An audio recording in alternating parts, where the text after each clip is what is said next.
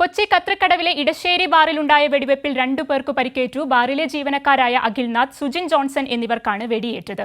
മദ്യപിക്കാനായി ബാറിലെത്തിയ 4-അംഗ സംഘമാണ് ആക്രമണത്തിന് പിന്നിലെന്ന് പോലീസ് പറഞ്ഞു. പ്രതികളിലൊരാളെ പോലീസ് കസ്റ്റഡിയിലെടുത്തുവെന്നാണ് സൂചന.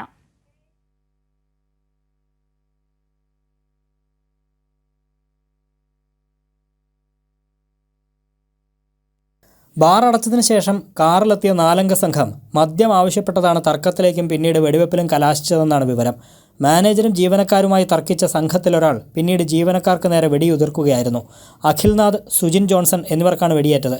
ഇരുവരെയും സ്വകാര്യ ആശുപത്രിയിൽ പ്രവേശിപ്പിച്ചു. സംഭവത്തിന് ശേഷം കാറിൽ കടന്നുകളഞ്ഞ പ്രതികളെ കണ്ടെത്തുന്നതിനായി പോലീസ് അന്വേഷണം ഊർജിതമാക്കിയിട്ടുണ്ട്.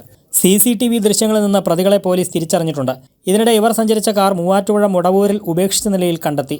മൂവാറ്റുപുഴയിലെ റെൻ്റേ കാർ കേന്ദ്രത്തിൽ നിന്ന് വാടകയ്ക്കെടുത്ത കാറാണിതെന്നും സ്ഥിരീകരിച്ചിട്ടുണ്ട്. അതേസമയം ഫോറൻസിക് സംഘം ഉൾപ്പെടെ സ്ഥലത്തെത്തി പരിശോധന നടത്തി. പ്രതികൾ ഉപയോഗിച്ചത് എയർ പിസ്റ്റളാണോ അതോ ലൈസൻസ് ആവശ്യമുള്ള തോക്കാണോ എന്നും അന്വേഷിക്കുന്നുണ്ട്. കൈരളി ന്യൂസ്, കൊച്ചി.